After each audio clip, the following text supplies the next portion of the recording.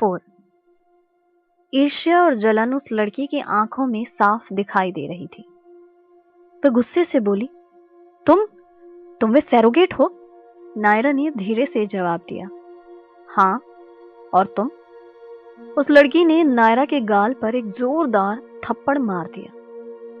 नायरा ने गुस्से से अपने हाथ को मुट्ठी में कसकर बंद कर लिया। उसे उसकी उम्मीद नहीं थी कि वो लड़की उसे ऐसे थप्पड़ मार देगी। वह लड़की गुस्से से चिल्लाई, तुम बेशर्म लड़की, तुम्हारी हिम्मत कैसे हुई?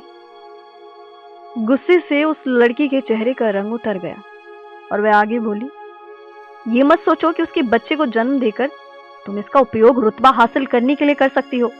मैं तुम्हें पहले ही सावधान कर देती हूँ। मैं शौर्य की वैद्य मंगेतर हूँ और तुम सिर्फ एक सैरोगेट। तुम कभी भी किसी ऐसी चीज का लालच करने के बारे में मत सोचना जो तुम्हारी है ही नहीं, समझी? नायरा उस लड़की की बात पर हैरान थी।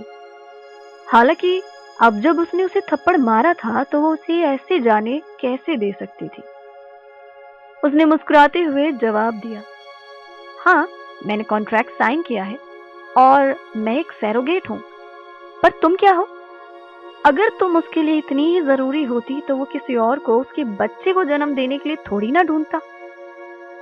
नायरा की बात सुनकर उस लड़की का चेहरा गुस्से से और लाल हो गया और उसने नायरा को मारने के लिए फिर से अपना हाथ उठाया।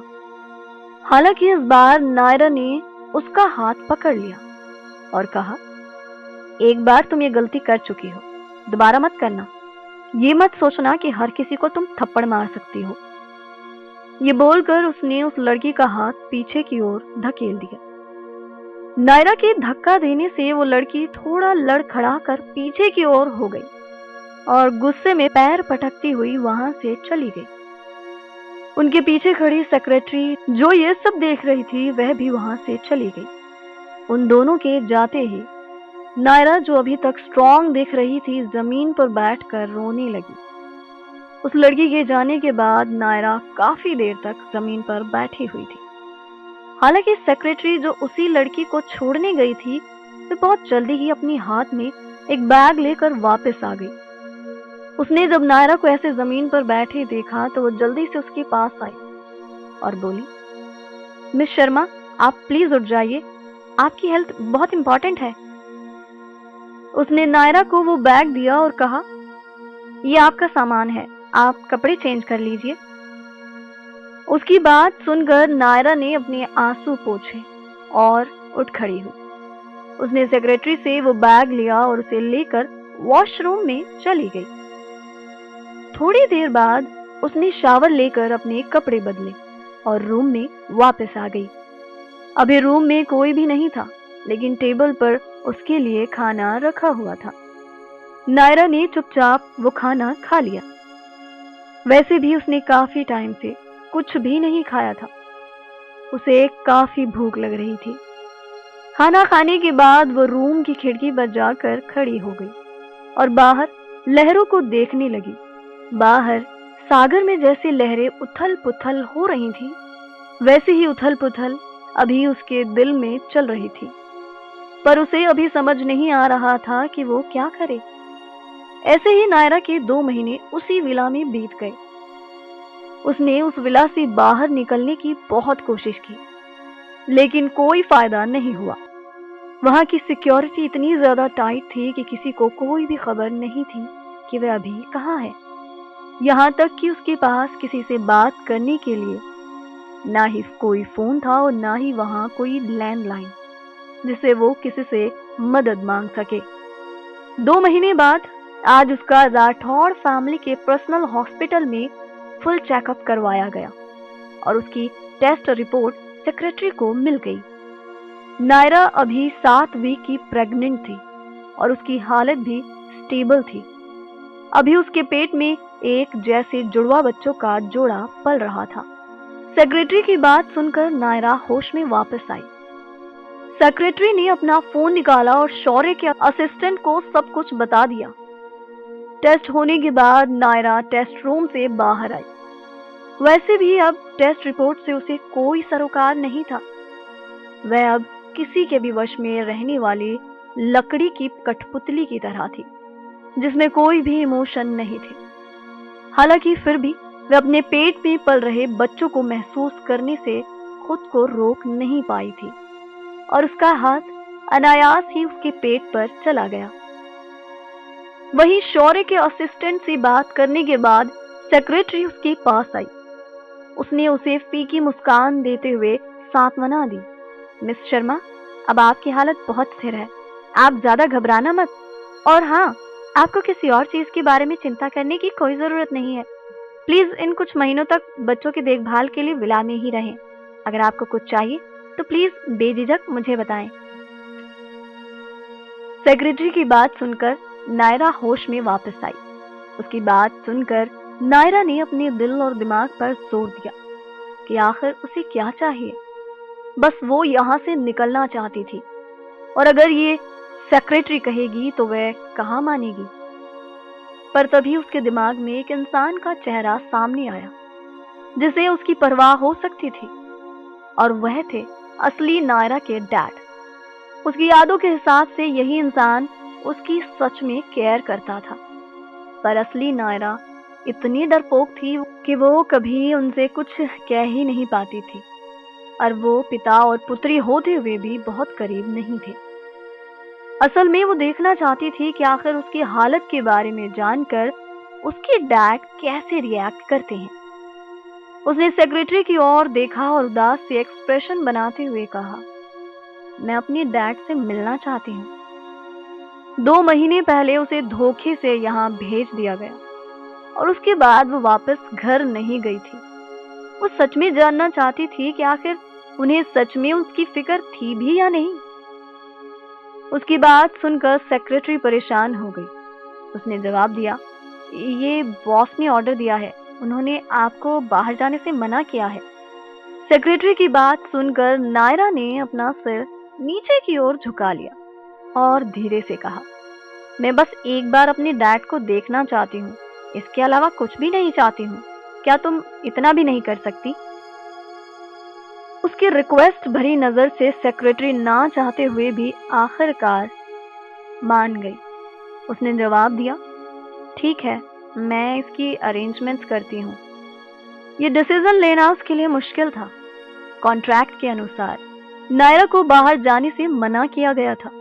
हालांकि इतनी कम उम्र में सैरोगेट बनी इस बेचारी लड़की को देखकर उसने सोचा कि उसे घर पर कुछ कठिनाइयां होंगी। इसीलिए सीईओ की सहमति के बिना उसने उसकी डैड से मिलने के लिए एक टाइम की अरेंजमेंट की। उसने शहर के सेंटर में एक कैफे में उनके मिलने की अरेंजमेंट्स कर दी। जैसे ही नायरा के पिता को सेक्रेटरी का मैसेज मिला, वे जल्दी से वहां निर्धारित टाइम से 30 मिनट पहले ही पहुंच गए। वे प्राइवेट रूम में अपनी सीट पर बेचैनी से बैठ गए। नायरा के बिना बताए गायब होने के बाद वे उसके बारे में इतने चिंतित थे कि उन्होंने कई रातों की नींद बिस्तर पर इधर उधर करवटें बदलते हुए ही निकाल दी थी। उनकी पत्नी भी बार बार उनके सामने नायरा को एक एहसान फरामोश होने का मजाक उड़ाती रहती, जैसे कि वह किसी बदमाश के साथ घर से भाग गई हो। अभी उनका परिवार टूट रहा था। जब परिवार बहुत संकट में था तो उन्हें नायरा के ठिकाने के बारे में पता नहीं था। पूरा दिन कंपनी की हालत को सुधारने के बाद वो नायरा को ढूंढने की कोशिश करते, पर जब अगले दिन उनके बैंक खाते में मिस्टीरियस तरीके से $1 मिलियन जमा हो गए तो उन्होंने इसे नायरा के लापता होने से जोड़ दिया। उन्होंने ये भी सोचा कि जरूर नायरा के साथ कुछ बुरा हुआ होगा। चिंता से जलते हुए उन्होंने देखा कि दरवाजा किसी सेक्रेटरी द्वारा धक्का देकर खोला जा रहा है और नायरा धीरे धीरे अंदर आ रही है। अपने पिता को देखकर उसकी आंखें थोड़ी हिल गई। उसकी आंखों में आंसुओं की हल्की सी धुंध छा गई, लेकिन उसने जल्द ही खुद को ठीक कर लिया। उसके पिता तुरंत खड़े हो गए और सेक्रेटरी को संदेह की नजर से देखा। वहां के अजीब माहौल को देखकर सेक्रेटरी वहां से चली गई और उसने उनके लिए दरवाजा बंद कर दिया। नितिन शर्मा चिंतित होकर नायरा के पास आए। उन्होंने नाम पुकारा, नायरा। उन्होंने परेशान होकर ऊपर से नीचे तक उसे देखा और पूछा, तुम पिछले 2 हफ्तों से कहाँ थे?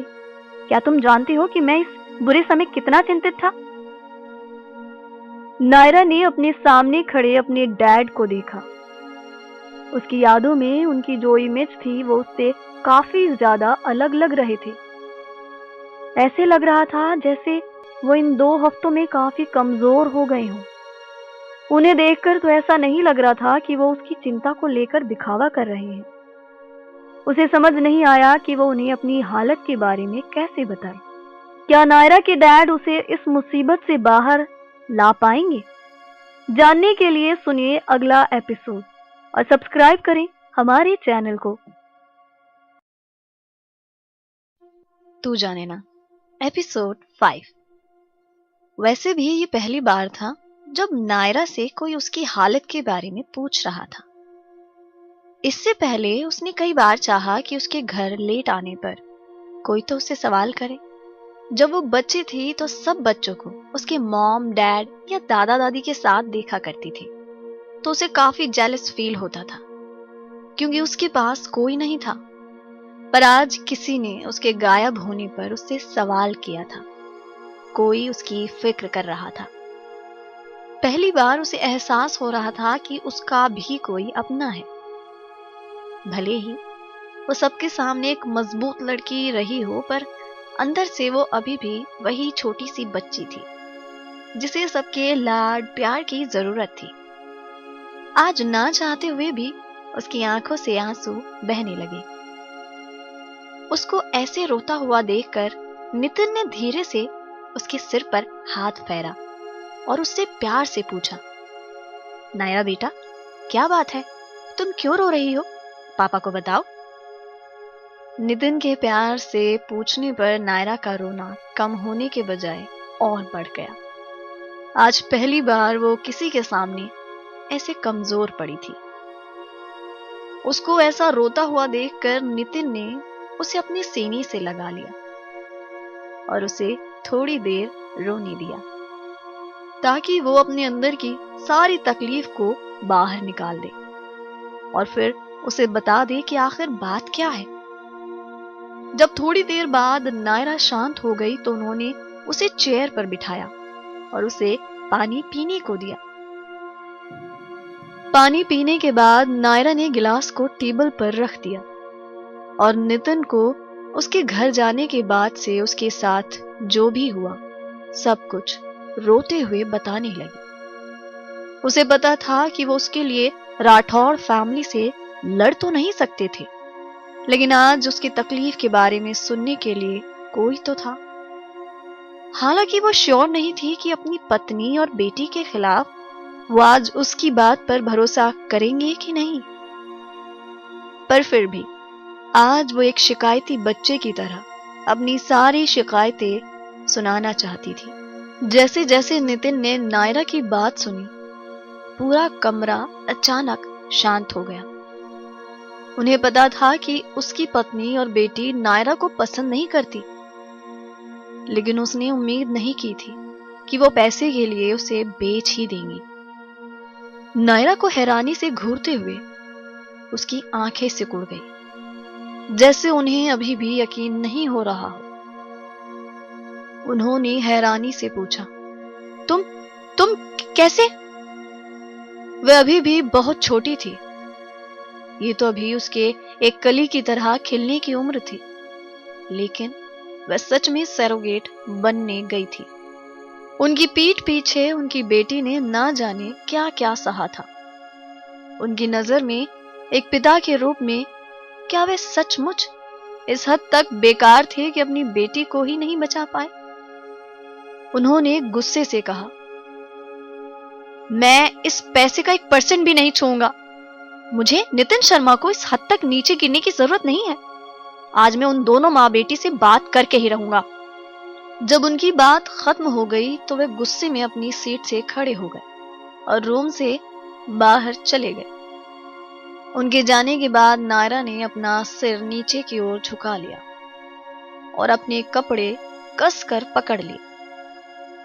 उनके जाते ही सेक्रेटरी रूम के अंदर आई और उसने नायरा से कहा, मिस शर्मा, अभी हमें वापस चलना चाहिए।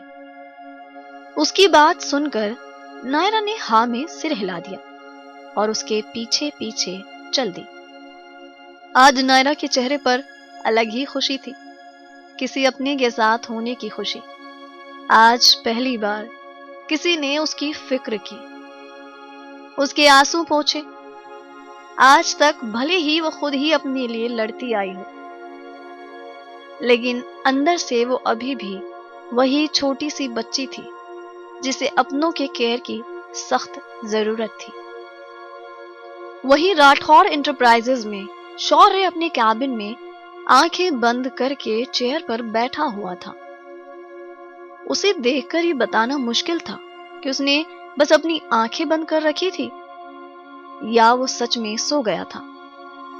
हालांकि तभी उसे अपनी आंखों के सामने एक लड़की का पतला शरीर दिखाई दिया।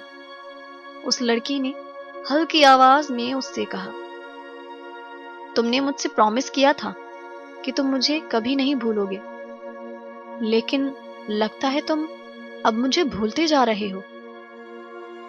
उस लड़की का चेहरा बालों से ढका हुआ था, जिससे ये पहचानना मुश्किल था कि वो लड़की कौन है। शौर्य ने वैसे ही आंखें बंद करके ही उस लड़की से पूछा, आखिर कौन हो तुम? शौर्य के सवाल पर वो लड़की धीरे से हंसी और बोली, मैं कौन हूं ये तुम अपने दिल से पूछो। ये बोलकर वो लड़की फिर से गायब हो गई। उस लड़की के गायब होते ही शौर्य ने अपनी बंद आंखें खोल दी। शौर्य को बचपन से ऐसे ही सपने रोज आया करते थे। वो कभी इस सपने के पीछे का राज जान ही नहीं पाया, लेकिन जब से वो नायरा से मिला है, उसके बाद से उसे ये सपना 2 महीने बाद आया है। पर उसने कभी भी उस लड़की का चेहरा नहीं देखा था जो उसके सपनों में रोज आती थी। उसी लड़की के बारे में सोचते हुए शौर्य धीरे से बुदबुदाया, ना जाने कौन है तू, मैं ना ये जानू, पर हूं मैं तेरे बिना अधूरा, मैं बस इतना मानू। कभी तो आ मेरे सामने, अब ना मुझे और तड़पा, पर क्या हाल है मेरा आखिर तेरे बिना, तू जाने ना, तू जाने ना। तभी किसी ने उसके कैबिन पर नॉक किया। आवाज सुनकर शौर्य ने अपने सारे इमोशन को फिर से छुपा लिया और कहा, कम इन। उसके इतना कहते ही उसका असिस्टेंट रोहित जल्दी से अंदर आया। उसने आते सबसे पहले सेक्रेटरी की दी हुई रिपोर्ट शौर्य को सुनाई। बॉस, मिस शर्मा का पूरा चेकअप हो चुका है। डॉक्टर ने बताया है कि वह 7th वीक प्रेग्नेंट है। अभी उनके पेट में पल रहे बच्चे जुड़वा हैं। डॉक्टर ने कहा है कि माँ और बच्चा दोनों ठीक है, बस उन्हें अभी कोई स्ट्रेस नहीं लेना है। रोहित की बात सुनकर शौर्य ने बस हाँ में सर हिला दिया। उसे सच में समझ नहीं आ रहा था कि वो इस बात पर कैसे रिएक्ट करे कि वो बाप बनने वाला है। जिस चीज के बारे में समझ ना आए कि क्या करना है, इससे अच्छा है कि आप अपना ध्यान कहीं और लगा लो। इसीलिए उसने रोहित की ओर देखते हुए पूछा, वो मिस्टर गुप्ता वाले प्रोजेक्ट का क्या हुआ? रोहित ने जवाब दिया, बॉस, मिस्टर गुप्ता के साथ 12 बजे हार्ट कैफे में आपकी मीटिंग फिक्स हुई है। रोहित की बात सुनकर शौर्य ने अपनी वॉच में टाइम देखा। अभी 10:30 हुए थे। अगर वह अभी ऑफिस से निकलते हैं तभी वो टाइम से मीटिंग के लिए पहुंच सकते थे। उसने रोहित की ओर देखा और कहा, लेट्स गो। ये बोलकर उसने रोहित को कुछ रिएक्ट करने का मौका भी नहीं दिया और सीधा अपने कैबिन से बाहर चला गया। जब रोहित ने अपने बॉस को बाहर जाते हुए देखा तो वह भी जल्दी से उसके पीछे दौड़ पड़ा। उसने अपने मन में अपने बॉस को कोसते हुए कहा, ये बॉस भी ना हर बार ऐसे ही बिना बताए चल देते हैं। अरे कम से कम इस नाचीज को भी थोड़ा टाइम दे देते ताकि मैं सारी जरूरी फाइल्स अपने साथ ले लेता। वही नायरा का ध्यान अभी भी अपने डैड से हुई बातों पर था, इसीलिए उसने कैफे से बाहर निकलते वक्त ध्यान नहीं दिया और वह सामने से आते हुए शौर्य से टकरा गई। टकराने के कारण शौर्य ने नायरा को पीछे की ओर धकेल दिया, क्योंकि नायरा का सिर नीचे होने के कारण उसने उसका चेहरा नहीं देखा था। उसने गुस्से से कहा, अंधी हो क्या जो तुम्हें दिखाई नहीं दे रहा? अगर तुम देख कर नहीं चल सकती तो अपने घर पर ही रहो, ताकि दूसरों को तुम्हारी वजह से कोई प्रॉब्लम ना हो। ये बोलकर वह वहां से जाने के लिए मुड़ गया। उसके धक्का देने से नायरा पीछे हो गई, लेकिन उसने गिरने से पहले खुद को संभाल लिया। जैसे ही उसे धक्का लगा, नायरा के मन में सबसे पहला ख्याल अपने बच्चे का आया, जो उसके पेट में पल रहे थे। उसने शुक्र मनाया कि वो गिरी नहीं, पर जैसे ही उसने उस इंसान की बात सुनी जिससे वह टकराई थी, तो वह गुस्से से भर गई। उसने गुस्से से उससे कहा, ए मिस्टर, माना कि मैं अंधी हूं, लेकिन तुमने भी क्या अपनी आंखें किसी को डोनेट कर दी हैं, जो तुम्हें सामने से आता इंसान नहीं दिखाई दिया? नायरा की बात सुनकर शौर्य वापस से पीछे मुड़ा। नायरा ने शौर्य का चेहरा कभी नहीं देखा था, इसीलिए वह नहीं जानती थी कि वो कौन है। उसके लिए तो वह कोई बदतमीज और घमंडी आदमी था, जो किसी की भी रिस्पेक्ट करना नहीं जानता था। उसने शौर्य की ओर देखा और उससे कहा, अगर तुम्हें किसी से ढंग से बात करना ना आता हो ना, तो अपनी जुबान बंद ही रखा करो, नहीं तो ना जाने कितने ही मर्डर तुम अपनी जुबान से ही कर दोगे। ये बोलकर उसने ना तो शौर्य की ओर देखा और ना ही उसके गुस्से को। वह बस वहां से पलटी और बाहर की ओर चली गई। पर शौर्य गुस्से से जाती हुई नायरा की पीठ को ही घूर रहा था। आज पहली बार किसी ने उसे इतना सुनाया था। जैसे ही उसने नायरा का चेहरा देखा, तो उसे याद आया, ये तो वही लड़की है जिसने उसके साथ कॉन्ट्रैक्ट साइन किया है। लेकिन उसके बारे में पूरी तरह से तो वो भी नहीं जानता था। उसने रोहित की ओर देखते हुए कहा, आज शाम तक इस लड़की की सारी डिटेल मुझे मेरी टेबल पर चाहिए। ये बोलकर वो मीटिंग के लिए चला गया। क्या है शौर्य के सपने का राज? जानने के लिए सुनते रहिए तू जाने ना, और सब्सक्राइब करें हमारे चैनल को। तू जाने ना, एपिसोड 6। रोहित ने शौर्य और नायरा को लड़ते देखा था। वो नायरा को देखते ही अपने मन में बोला, मिस, क्यों आप सोए हुए शैतान को जगा रही हो? आप तो चली जाओगी, पीछे से ये शैतान मेरी वाट लगा देगा। जब वो शौर्य को अपने मन में कोस रहा था, तभी उसने शौर्य का ऑर्डर सुना, तो वह अपने काम पर लग गया। रोहित ने अपनी सेक्रेटरी को फोन लगाया और नायरा शर्मा के बारे में सारी डिटेल निकलवाने को कहा। उसे अच्छे से मालूम था कि ये वही लड़की है जिसने सरोगेट बनने के लिए कॉन्ट्रैक्ट साइन किया है। वही नायरा के डैड अपनी बीवी और बेटी से बात करने के लिए सीधा शर्मा मेंशन चले गए। वे घर के अंदर जाते ही जोर से चिल्लाए, काव्या, दिशा, तुम दोनों अभी के अभी बाहर आओ। उनके चिल्लाने की आवाज सुनकर दिशा और उसकी मॉम दोनों जल्दी से बाहर आए। उन्हें देखते ही दिशा ने कहा, डैड, क्या बात है, आप ऐसे क्यों चिल्ला रहे हो? उन दोनों को देखकर नितिन शर्मा ने पूछा, तुम दोनों ने नायरा के साथ क्या किया है? तुम्हें शर्म नहीं आती क्या?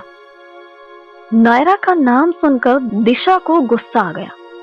उसने गुस्से से कहा, डैड, आप उस फालतू लड़की के कारण हमसे आकर लड़ रहे हो? मैं आपकी असली बेटी हूं या फिर वो जो आप हमेशा उसी की साइड लेते हो? अब उसने हमारे खिलाफ क्या कह दिया है जो आप उसकी बातें मानकर हमसे लड़ने आए हो? दिशा की बात सुनकर उसके डैड को और गुस्सा आ गया। उन्होंने गुस्से से कहा, ये मत सोचो कि मैं काम में बिजी रहता हूं तो मुझे घर पर क्या हो रहा है वो पता ही नहीं लगता। आज तक तुम दोनों ने उस बेचारी को कितना परेशान किया है मुझे सब पता है। तुम दोनों को शर्म नहीं आती? तुमने उसे बस थोड़े से पैसों के लिए उसके साथ इतना बड़ा धोखा किया। उनकी बात सुनकर जल्दी से काव्या बोली। तो क्या हुआ अगर हमने थोड़े से पैसों के लिए उसके साथ धोखा किया? अगर वो आराम से हमारी बात मान लेती तो हमें उसके साथ धोखा करना ही नहीं पड़ता। वैसे भी ये सब उसकी वजह से ही है। अगर तुम उसकी पढ़ने के लिए पैसे ना लगाते तो आज हमारी ये हालत ना होती। इसीलिए हमने जो किया हमारे भले के लिए किया, इसमें कुछ भी गलत नहीं है। काव्या की बात पर नितिन शर्मा को शर्म भी आ रही थी और गुस्सा भी। उन्होंने कहा, किसी मासूम की जिंदगी खराब करके तुम्हें ये लगता है कि तुमने जो कुछ किया सही किया? तुम्हें शर्म आनी चाहिए। तुमने कभी सोचा है इससे नायरा की लाइफ पर क्या असर पड़ेगा? उसकी तो पूरी लाइफ ही खराब हो गई। नायरा का नाम सुनकर दिशा को और गुस्सा आया। उसने जवाब दिया, डैड तो क्या हुआ? नायरा की लाइफ खराब हो रही है। वैसे भी वो आपकी बेटी नहीं है, मैं आपकी बेटी हूं। ये तो अच्छा ही है ना, अब वो हमारे घर पर कभी वापस नहीं आएगी। दिशा की बात सुनकर उसके डैड को बहुत गुस्सा आया और उन्होंने दिशा के गाल पर एक जोरदार थप्पड़ लगा दिया। उन्होंने उन दोनों से कहा, तुम माँ बेटी से तो बात करना ही बेकार है। तभी उनकी नजर वहीं हॉल के कोने के टेबल पर पड़े फोन पर गई। वह वही फोन था जो उन्होंने नायरा के लिए खरीदा था। वह जल्दी से गए और उन्होंने वह फोन उठा लिया। नायरा की हालत के बारे में सोचकर उनकी आंख में आंसू आ गए। उन्होंने अपने आंसू पोंछे और अपने मन में कुछ सोच लिया कि उन्हें आगे अब क्या करना है। वो उस फोन को अपने साथ लेकर घर से बाहर चले गए। हालांकि उनके जाने के बाद दिशा और काव्या अभी भी वहीं हॉल में खड़े थे। दिशा को अभी भी यकीन नहीं हो रहा था कि उसके डैड ने उसे नायरा के लिए थप्पड़ मारा था। अब उसके मन में नायरा के लिए नफरत और गहरी हो गई। उसने अपनी मॉम की तरफ देखा और कहा, मॉम आपने देखा ना, डैड ने मुझे एक पराई लड़की के लिए थप्पड़ मार दिया और मैं उस नायरा को छोड़ूंगी नहीं। इस थप्पड़ का बदला तो मैं उससे लेकर रहूंगी। दिशा की बात सुनकर उसकी मॉम ने प्यार से उसके गाल पर हाथ फेरा और कहा, हाँ हम बदला लेंगे, पर एक बार उसके बच्चे को जन्म लेकर वापस आने दो, उसके बाद नहीं तो हम राठौर फैमिली को गुस्सा दिला देंगे जो हम अफोर्ड नहीं कर सकते। वैसे भी अब उसके सैरोगेट बनने से कोई उससे शादी तो करेगा नहीं, फिर हम उसे किसी और की सैरोगेट बना देंगे। ऐसे वो मुसीबत भी हमसे दूर रहेगी और हमें पैसा भी मिलता रहेगा। अपनी मॉम की बात सुनकर दिशा के चेहरे पर एक घमंड से भरी स्माइल आ गई। उसने कहा, हाँ मॉम आप ठीक कह रही हो, एक बार उसको वापस आने दो, फिर मैं उससे सारे हिसाब बराबर करूंगी। मैंने भी उसकी जिंदगी नर्क नहीं बना दी तो मेरा नाम भी दिशा नहीं। अपने आगे के प्लान के बारे में सोचकर उन दोनों के चेहरे पर एक घटिया स्माइल आ गई। वहीं नायरा के डैड घर से निकलने के बाद एक पार्क में जाकर बैठ गए। उन्होंने अपने हाथ में पकड़े हुए फोन को देखा। उसे देखकर उन्हें नायरा का रोता हुआ चेहरा ही नजर आ रहा था। उन्हें समझ नहीं आ रहा कि वो आखिर उसकी मदद कैसे करें और उसे इस मुसीबत से कैसे निकालें। पर अगर उन्होंने उसकी भागने में मदद की तो राठौर फैमिली उसे कहीं से भी ढूंढ निकालेगी। उसके बाद वो पता नहीं उसकी बेटी के साथ क्या करेंगे। ऐसे वो अपनी बेटी की जान को और ज्यादा खतरे में डाल देंगे, या फिर उन्हें अभी शायद नायरा के बच्चे को जन्म देने का इंतजार करना चाहिए। उसके बाद वो उसकी लाइफ को सुधारने में उसकी मदद करें। उनके दिमाग में सवाल तो बहुत चल रहे थे, पर उन्हें कहीं से भी जवाब नहीं मिल रहे थे। तभी उन्होंने अपनी जेब से अपना फोन निकाला और उसमें कुछ ढूंढने लगे। जैसे ही जो वो ढूंढ रहे थे उन्हें मिल गया, उनकी आंखें खुशी से चमक उठी। उन्होंने जल्दी से उस पर फोन लगा दिया। ये वही नंबर था जिससे आज सेक्रेटरी ने उन्हें कॉल किया था। जैसे ही दूसरी साइड से सेक्रेटरी ने फोन उठाया तो उन्होंने कहना शुरू किया, हेलो मैं नायरा का डैड बोल रहा हूं। मैं आपको ज्यादा तो परेशान नहीं करूंगा, लेकिन बस मैं आपसे एक मदद चाहता हूं। आप नायरा को उसका फोन दे सकती हैं ताकि जब मेरा मन हो तब मैं उससे बात कर सकूं। उनकी बात सुनकर सेक्रेटरी ने कुछ देर सोचा और फिर जवाब दिया, देखिए मैं नायरा को उसका फोन तो नहीं दे सकती, लेकिन जब आपका मन हो आप मुझे इसी नंबर पर कॉल कर सकते हैं। मैं आपकी बेटी से बात करवा दूंगी, पर इससे ज्यादा मैं आपकी कोई मदद नहीं कर सकती। सेक्रेटरी का जवाब सुनकर नायरा के डैड थोड़ा उदास हो गए, लेकिन फिर उन्होंने कहा, तो फिर क्या आप उसे अभी फोन दे सकती हैं? मैं उससे ज्यादा देर बात नहीं करूंगा, बस 2 मिनट ही बात करूंगा। उनकी रिक्वेस्ट और बेटी से बात करने की तड़प को देखकर सेक्रेटरी से रहा नहीं गया। उसने कहा, आप थोड़ी देर वेट कीजिए। फिर उसने नायरा को देखा जो अभी विला के अंदर जा रही थी। वो जल्दी से उसके पास गई और बोली, मिस शर्मा, आपके डैड आपसे बात करना चाहते हैं। इतना बोलकर उसने अपना फोन नायरा को पकड़ा दिया। नायरा ने फोन को अपने कान से लगाया और कहा, हेलो। नायरा की आवाज सुनकर जैसे उसके डैड को राहत मिल गई। उन्होंने उससे कहा, नायरा बेटा, तुम परेशान मत होना, बस अपना ध्यान रखना। मैं बहुत जल्दी ही तुम्हें वहां से बाहर निकाल लूंगा। तुम फिक्र मत करना, अभी तुम्हारे डैड जिंदा हैं। अपनी डैड की बात सुनकर नायरा की आंखों में आंसू आ गए। असली नायरा कितनी लकी थी कि उसके पास इतना प्यार करने वाले डैड थे। भले ही वह उनकी सगी बेटी न थी, पर उन्होंने उसे अपनी सगी बेटी से कम नहीं समझा था। उसने उन्हें जवाब दिया, ओके डैड, मैं अपना ध्यान रखूंगी, पर आप भी अपना ध्यान रखना और ज्यादा स्ट्रेस मत लेना। मेरा ध्यान रखने के लिए यहाँ बहुत सारे लोग हैं। उसकी बात सुनकर उसके डैड के चेहरे पर एक हल्की सी स्माइल आ गई। उन्होंने जवाब दिया, ठीक है बेटा, मैं भी अपना ध्यान रखूंगा। अच्छा, अभी मैं फोन रखता हूं, पर मैं बहुत ही जल्दी तुम्हें वहां से निकाल लूंगा, तुम फिक्र मत करना। ये बोलकर उन्होंने फोन काट दिया। अभी भी उनकी आंखों में आंसू थे। फोन कटने की आवाज सुनकर नायरा ने फोन को सेक्रेटरी को वापस दे दिया और विला के अंदर चली गई। वहीं उसके डैड फोन काटने के बाद भी वहीं बैठे हुए थे। उन्होंने नायरा से कह तो दिया कि वे उसे वहां से निकाल लेंगे, पर उन्हें समझ नहीं आ रहा था कि वो उसे वहां से बाहर कैसे निकाले। थोड़ी देर बाद उसी पार्क में बैठे रहने के बाद वे सीधा कंपनी की ओर चले गए। क्या नायरा के डैड उसे वहां से छुड़ा पाएंगे?